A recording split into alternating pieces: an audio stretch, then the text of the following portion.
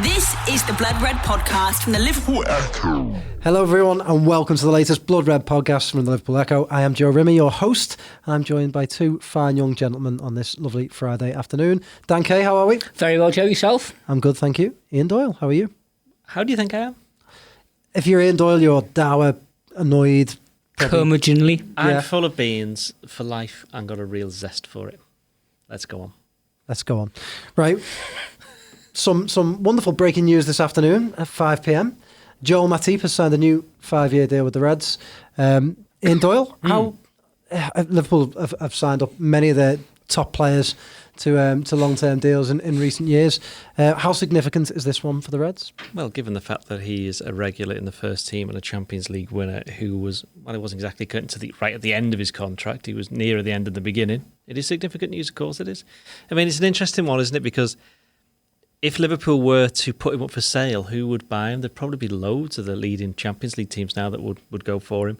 He was somebody that Klopp brought in on a free transfer, didn't he, from Schalke? 2016, wasn't it? Yeah, that's right, yep, 2016. Yeah. So if he goes all the way through to where we understand that his contract is going to go to 2024, if he gets to the end of that, it's 8 years. It's a long time for a player at a club like Liverpool, certainly a player that's come from abroad as well. So it underlines Klopp's faith. Yeah, Klopp used his Bundesliga knowledge to bring him over because he knew he was on a free transfer and he got him on a pre-contract, didn't he, back in 2016. We all know the story of Matip. Started very well first season, and then there was kind of the second season, I wouldn't say tailed off, but I think people wondering, maybe he's dropped down the rankings with, Lovren was doing particularly well, Van Dijk had come in, and there was Joe Gomez as well. But, since I've written many a time that since the turn of the year, I think he's been Liverpool's best defender, been better than Van Dijk, which given the standards that Van Dijk's been setting shows you how well Matip's been doing. And for him to sign the contract suggests that he's very happy where he is. He retired from international football a couple of years ago, so he's one of those players that I think Klopp likes because he's not got that, the worry of going off for international breaks. He knows like summer's off at tournaments or whatever have you. So if somebody can rely on, he's a very good defender and obviously very committed to Liverpool. It can only be good news. Dan, I have to hold my hands up. I underestimated Joel Matip. If you'd asked me a year or so ago what I thought of him, I would have thought, sort of decent fourth choice perhaps player, but not brilliant. Where do you stand on him? Do you think he's had this big turnaround, or did you always rate him?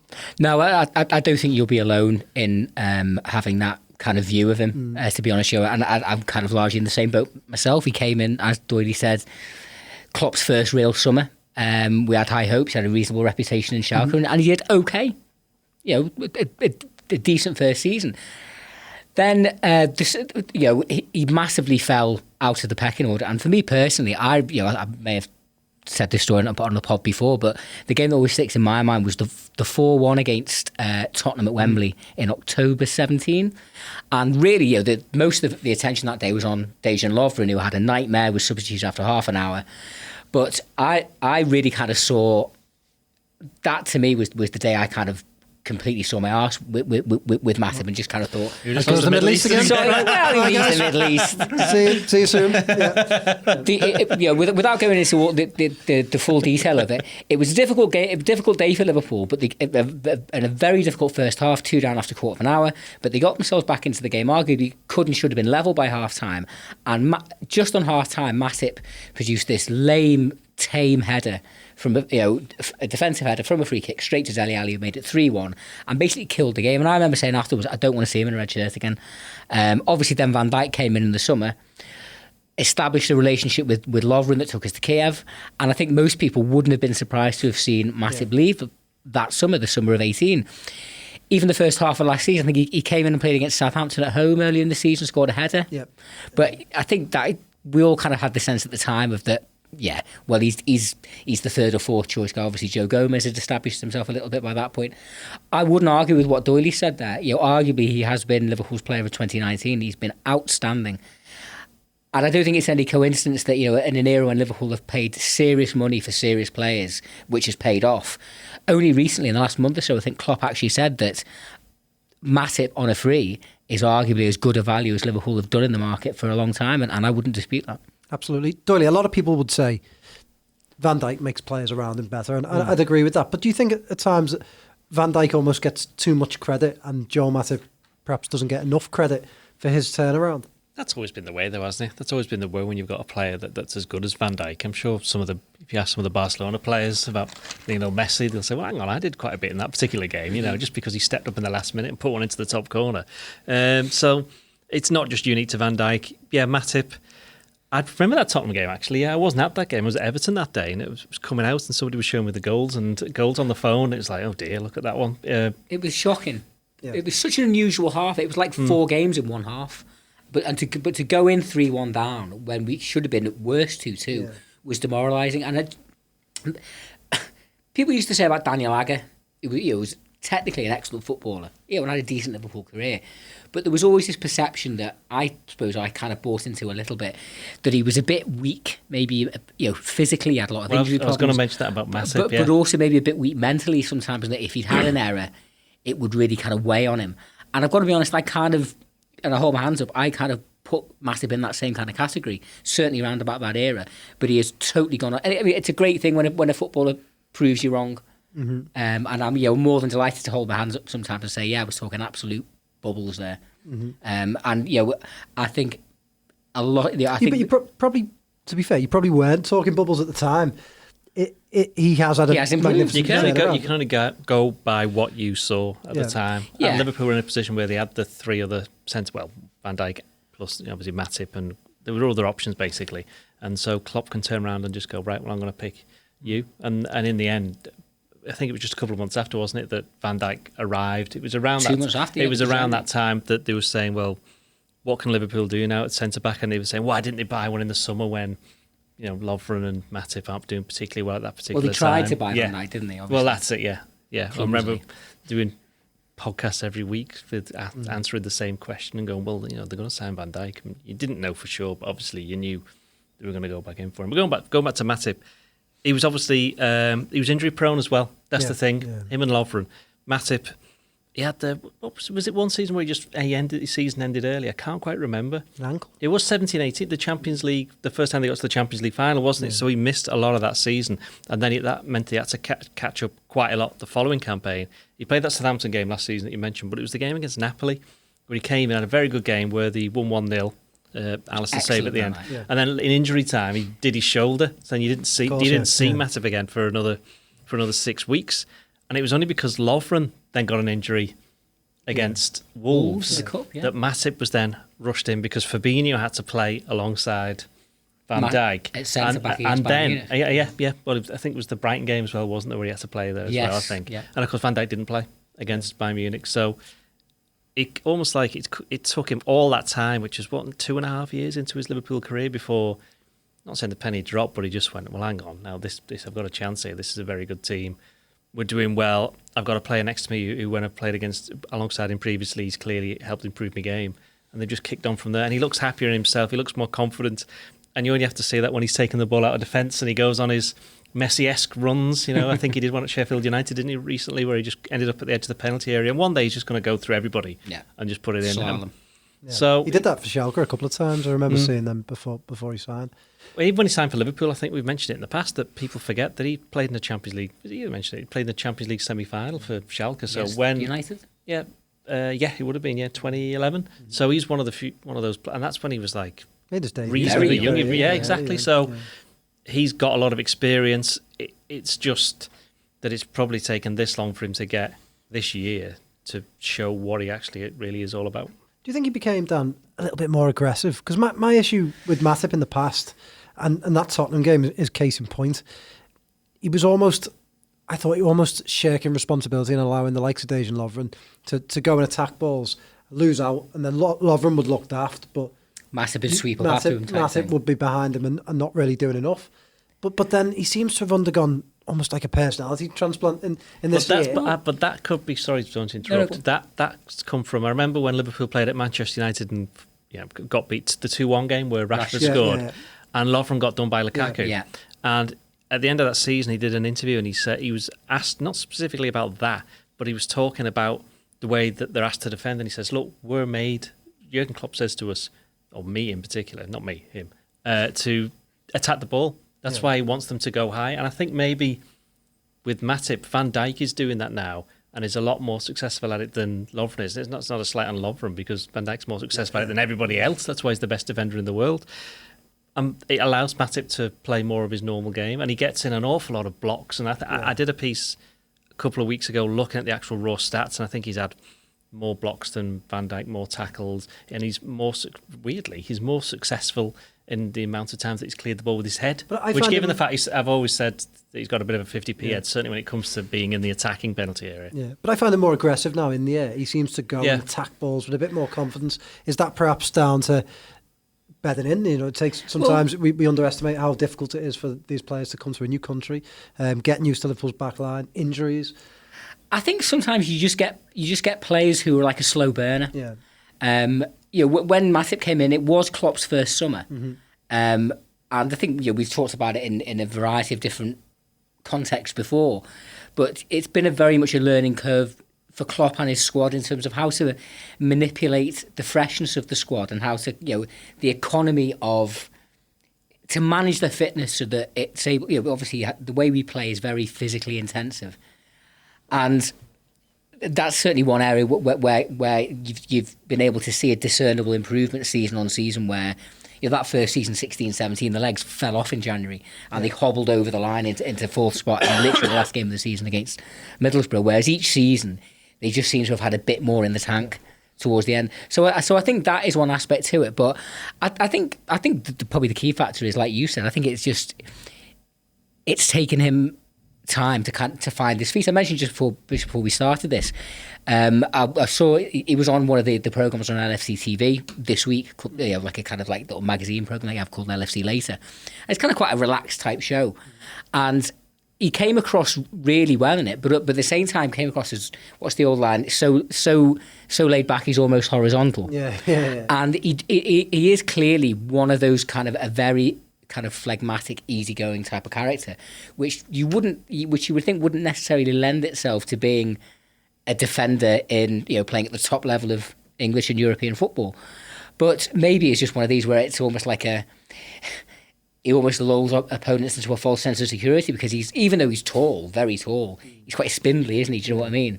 But he's more robust, I think, than maybe he appears at first glance. And I just happened to see a couple of days ago that epic Barcelona game, which he had a smashing game in. But that spell in the first half when we were under the cosh a little bit, and there was one moment when Barcelona kind of sprung the offside trap, and it was almost like half the team stopped, and all of a sudden Messi and one of their other players, it was almost like 2-on-1. Yeah. And Matip just managed to get back in and just calmly just stick out a foot almost with his back to Messi and just poke the ball away from him. And that to me said that I think it's that calmness, that composure. I think he's found the right blend between the calmness and, as you say, being a little bit more front foot and a bit more aggressive, certainly than what he was in his early days. Okay, well, let's move on. Ian Doyle, you were at Jurgen Klopp's press conference today. I was, Jurgen. Yes. It felt like it was a longer one than usual. A lot to ask him about the Man United game. But first, he did use the most Dan Kay phrase ever. Salt on the soup. The salt on the soup. I thought, it's almost straight from the Dan Kay quote book, isn't it? I told him. I said, where's me cut? Yeah. I'm also, like managers talk about not reading newspapers and watching the telly. Just some of the he stuff he quite clearly is just. He always says, "I don't read what you write," and then quotes it directly. He's done that to me. He quite clearly was watching the television, and he's been sat at home watching Sky Sports News going, "Oh, I see where this is going." So he mentioned that today, didn't he? He said, I saw those. I think it was the Danny Mills team, wasn't it? The combined team. Was somebody else did it as well? Oh, a few of them did. The combined team were no Man United players. If for anybody who's been living under a rock who doesn't know this, that's what's happened. They've been picking a combined Liverpool United team and they put no Manchester United players in it whatsoever, which I'll be honest is a bit stupid. To be fair, we don't have to do that ourselves. But there are no 2 or 3. You wouldn't have many, but I'd probably say Pogba might get in there. He is quite good at football. So as much as he's a little bit of a divisive character, it's a difficult one. He didn't get into he got into the PFA Player of the Year team. PFA Team of the Year, because the other players voted for him, and they're the ones who come up against everybody else and go, well, actually, he's really difficult to play against. I agree. I think Pogba, I think if you watched him for France, he is a phenomenal footballer, but I suppose you can only go off what we said before. You can only go off what you see each week. And I would rather he wasn't playing for Manchester United on Sunday. So going back to Jurgen Klopp said, look, this is just a circus. They're trying to build a banana skin, is what he said.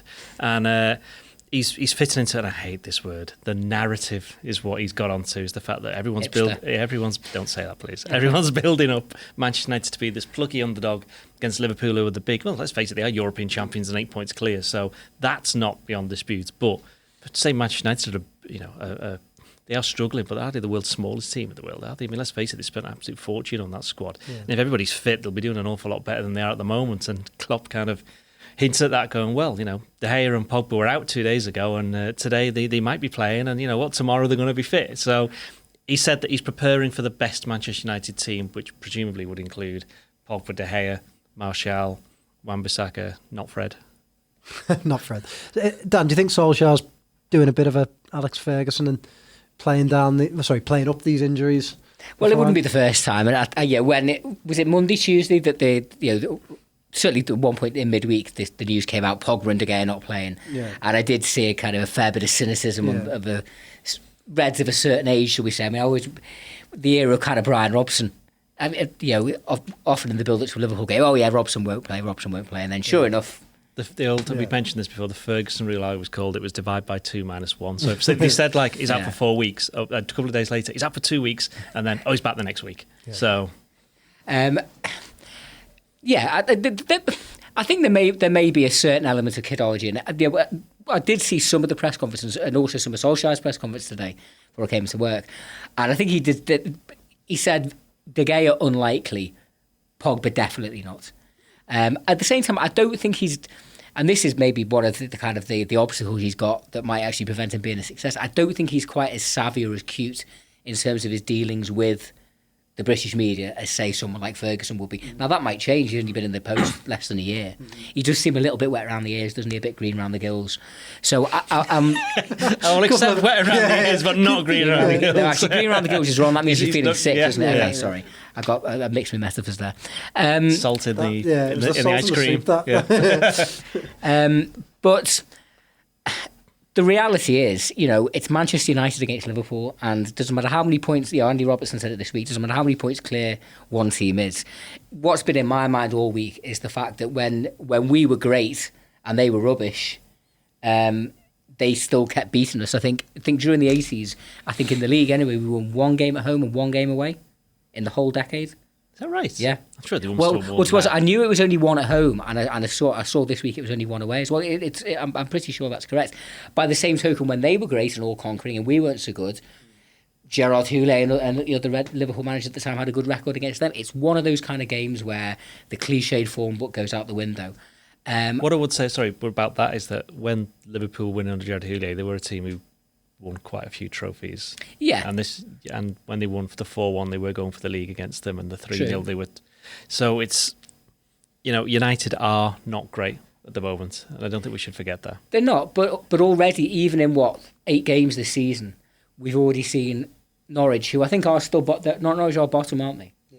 And yet they inflicted a 3-1, 3-2 in there, wasn't it? 3-2, yeah. They've already beaten Manchester City. There have already been, City losing at home to Wolves. Liverpool cannot afford to be complacent. At the same time, and we might get onto this in a bit, it was 2 points dropped there last year. And it was a costly 2 points. When you lose the league by 1 point, 2 points in a game you feel you could have get more from is costly. So I do want to see us go there and be a little bit more positive and assertive. Yeah.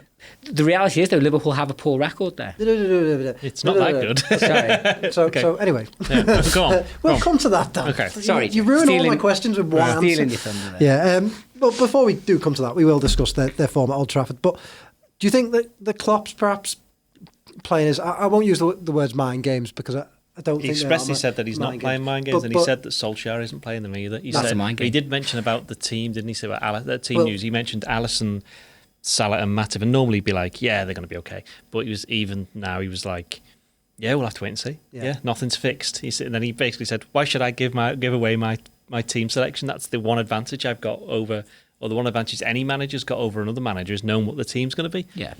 So I think he's just he's trying to be a little bit clever about it.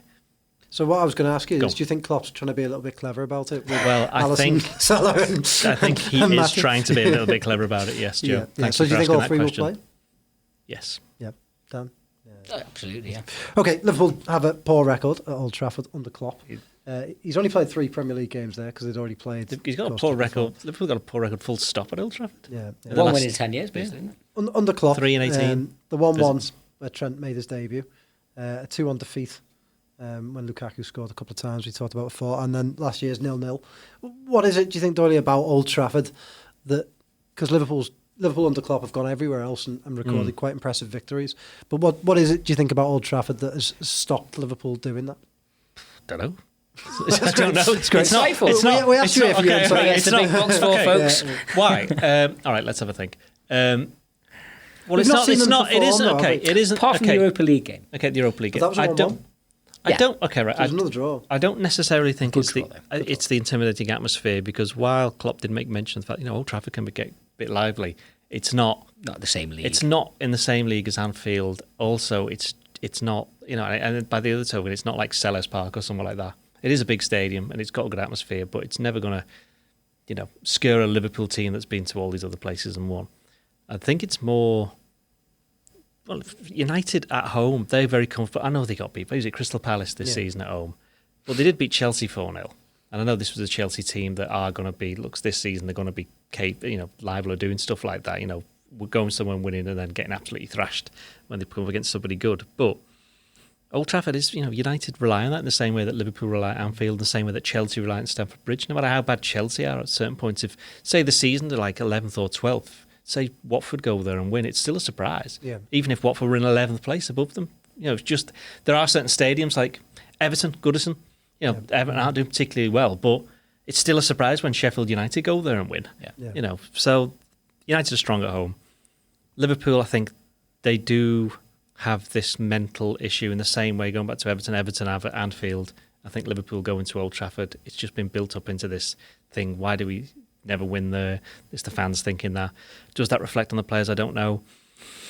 If you're just talking in terms of the talent, Liverpool should win because they've got a better team, they got better players, and they got better tactics, and they got a better manager, and they've got fewer injuries, and they've got more momentum, this, that, and the other. So everything's going for Liverpool, but United, like any big team, when their backs up against the wall, that's when they're very strong. And the reality is, United's backs are up against the wall. They're up against it. 15 points behind Liverpool after 8 games. All these injuries, okay, I expect some of them to come back. Manager under pressure. Club nowhere near as good or performing as well as it should be in terms of on the field. Off the field, something different. And then they've had this whole week where it's almost like a lot of the press and the media have been going, haha, Man United, aren't they terrible? Which brings us back to what Klopp was talking about the team. He said, this is just being built to banana skin. Don't think it needs any of that. Yeah. United didn't really need any of that. I mean, Solskjaer probably doesn't even need to have a team talk, does he? He just goes, right, that's what everybody's been saying. Now go out there and prove them all wrong. Prove that you should be in this combined team, etc., etc. You wouldn't blame them. And I think that's what Klopp was worried about a little bit. But he also said, if we go there and play the way that we can play, we fight, we show our quality, we keep calm, all that kind of stuff, show emotion in the right way, then we've got a very good chance of winning. And I know you'll ask us later on for our predictions, but as far as I'm concerned, anybody that goes to Old Trafford and gets a point, it's a good result, no matter who you are. Arsenal 1-1 earlier this season, that's a good result for them. So you look, Chelsea and Leicester both lost there, and these are decent teams that you're going to expect to be up in the top 6 and 7, so it's not going to be an easy game, no matter what. Dan, do you think there's a bit of a mental block going on there, Old Trafford? I think they haven't played to the potential, have they? No, certainly in recent years, and I think it goes back a bit longer than that, because obviously until certainly the last couple of years, certainly until Ferguson left, they were the dominant force, and so there probably was a slight inferiority complex at times. Even if, as I said, we did go there under Houlin, Benitez, and Rodgers and get the odd good result here and there. Generally, they were finishing above us most years, and obviously winning leagues, and from when Ferguson took over, it was 18-7, and now it's 2018. They've literally won 13 leagues since our last one. So I think that's maybe partially embedded in the minds of certainly some of the fans, but of course the fans don't go out on the pitch. No. Ultimately, it's up to the players and the manager and the substitutes and everything. They're the ones who ultimately will make or break it. I'd agree with what Doyle said, in that there has been a kind of, a kind of a snowballing element over the kind of all the talk building up to the game that kind of like United are a laughing stock and Liverpool only have to turn up. And Klopp is quite right to really try and shoot that down and say, listen, it doesn't matter what's gone on before. The reality is this is still the biggest club match in world football, in my opinion. Manchester United. That's a big shout. I think it is. I think it's bigger than Celtic Rangers. It's bigger than Barcelona, Real Madrid. It's certainly bigger than Manchester City, Liverpool. I think for me personally, Liverpool Everton will always be the most important game. But in terms of size and scale, Manchester United versus Liverpool is a global game. And the LFC TV did a superb documentary this week that they've made free to watch on YouTube about kind of like the history of the rivalry, which of course it's not just a footballing rivalry. The Liverpool-Manchester thing goes back to them basically building the ship canal to rob all our trade, doesn't it? In like, you know, the 1800s. So it runs very deep. And I just think we need to, you know, Liverpool need to be on their game and not think that they just have to turn up because, you know, football, as we all know, can be a capricious mistress. And do we all know that? Guy, did you know that? Well, you've learned some. Well, you're allowed to talk, by the way. When I say that, I mean that's our producer, by the way. Guy. Football has this ability to turn things on its head, to produce the unexpected, to defy logic. And it happens again and again and again, and particularly with the fact of this long winning run that we've had. My mind keeps going back to 87-88 when Liverpool won the first 29 games. Sorry, Liverpool were undefeated for the first 29 league games of the season, equalled Leeds United's record by drawing at Derby. The game when they could have broken the record was at Goodison Park against the pretty average Everton side. They were better than average, to be fair to them. They had won the league the previous year. They were the reigning league champions. Yeah, but they were on the slide then. And obviously you've got to remember this was arguably the best ever Liverpool team as well, and we got beat 1-0. So you know that is the little nagging fear in the back of my mind at the moment. But once it gets to Sunday, you get your game face on, you get your vocal cords lubricated, and you hope that the boys will do the business and do us proud. There's nothing for Manchester United to lose on Sunday, and that is the main concern that Liverpool would have. 100%.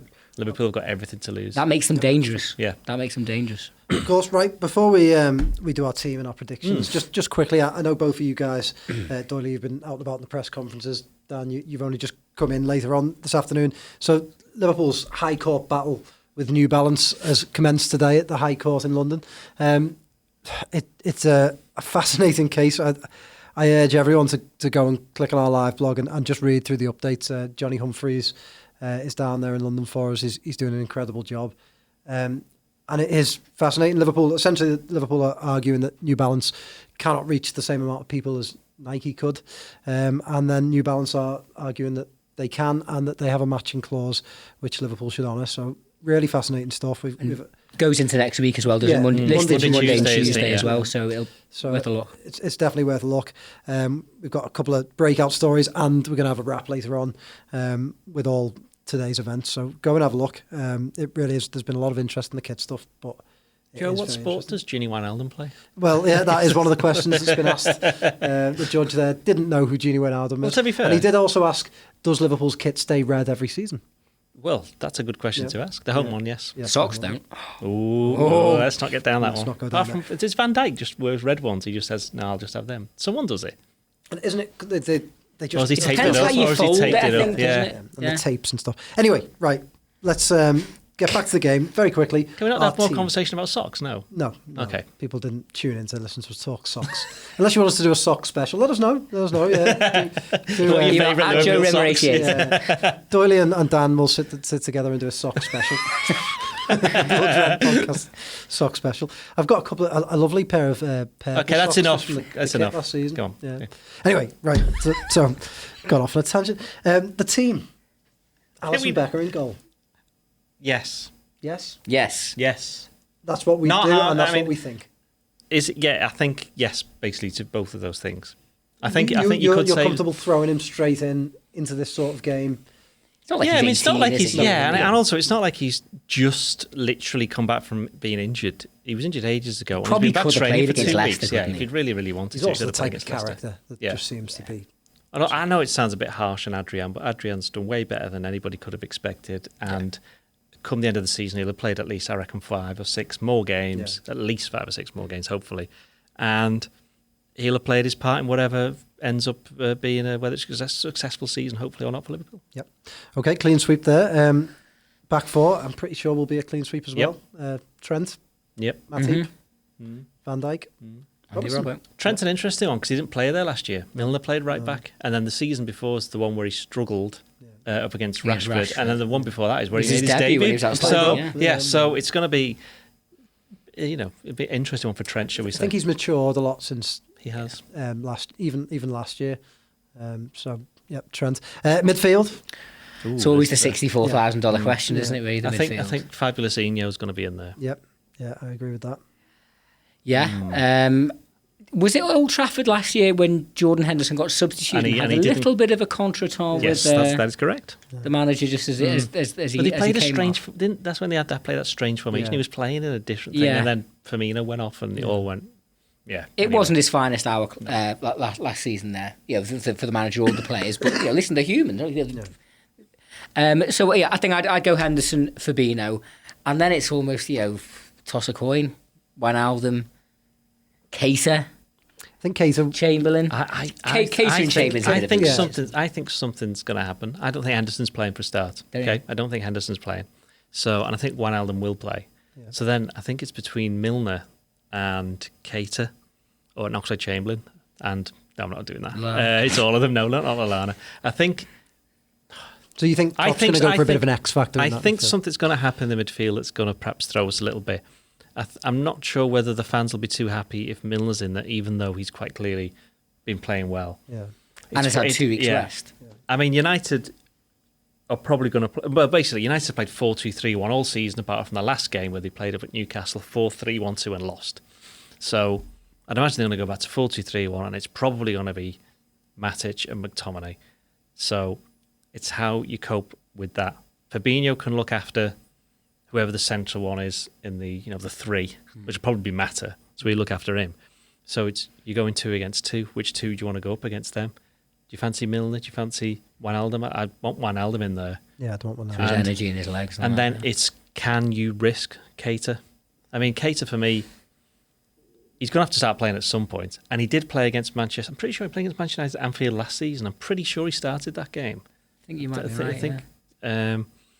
So it's a big. I know I'm going to go Keita. I'm going Keita. Yeah. I've talked myself into it. I think I'm also Keita not the manager, so it doesn't really matter what I think. I think Keita would give them a more. I think one of the things Liverpool haven't done well at Old Trafford is go and impose their game on it, and I think Keita will perhaps give Liverpool a more attacking, drive us forward, break the lines, that type of thing. But saying all that, I'd pick Henderson. So yeah. I'm a big fan of Keita, and I do think he's going to have a big part to play for us this season. I think he'd be more inclined maybe to start him at Genk, and I would think probably it might be more a Milner job. Certainly to start the game off. So you're not playing Wijnaldum? No, I am playing Wijnaldum. I'm going Fabinho, Wijnaldum, Henderson. Hang on, you can't play Milner. All right, Milner as well. Milner instead of Wijnaldum. Okay. What are you going for? I'm going for Fabinho, Henderson, Wijnaldum. Oh, so you've gone for the normal one. So we've picked 3 completely different midfields. Well, that was clear as mud. Yeah. And we're going to pick the same strike force. So. Yep, Origi, Shaqiri, Brewster. Right, predictions. I tell you what, last season almost finished the game, didn't it? Predictions time. Ian Doyle, you can go first. No, I want to go last. Okay, all right, I'll go first. Go on. I'm going to go. I just have a feeling 0-0. 0-0 again? Yeah, just another. I just think they will be quite effective of getting up for it. A lot of high balls, just grind out a 0-0 and celebrate it. So that's just. I hope not, but that's just the feeling I've got. Okay, I'm going to go Manchester United 1, Liverpool 3. Wow. I hope you're right. I would like to say that whatever happens, unless it's, and I think we mentioned this in the office the other day, unless it's some like ridiculous score like 7-7, which is clearly never going to happen. Any other scoreline isn't a surprise to me unless United win by 3 goals or more. If United won 2-0, I would not be surprised in the slightest. Really? Yeah, I wouldn't be surprised in the slightest. United win 3-1 would not be surprised in the slightest. In the slightest? Yeah, but I've seen these games so many times and been there so many times, and I know what it's like. And I've watched Manchester United not playing Liverpool, playing other teams, including Everton and all that. So I know exactly what the difference playing. That's why I mentioned it before. Old Trafford makes on these players. Admittedly, when things don't go so well, it can go against them. That's why if Liverpool do get an early lead, they've got to build on that. I think it's going to finish 1-1. There you go. There you have it. No surprises for Ian Doyle at Old Trafford. Unless it's 3-0 to United, which I will be surprised. Yeah, well, there you go. So, right, hopefully we'll be back Monday with a decent win, really. I hope that it's not... I hope it's not 3-0 I hope it's not 3-0 to Man United. I hope it's not 3-0 to Man United, yeah. Right, okay, hopefully we're back Monday with a big win. Until then, have a good weekend and enjoy Old Trafford. See you then. Bye.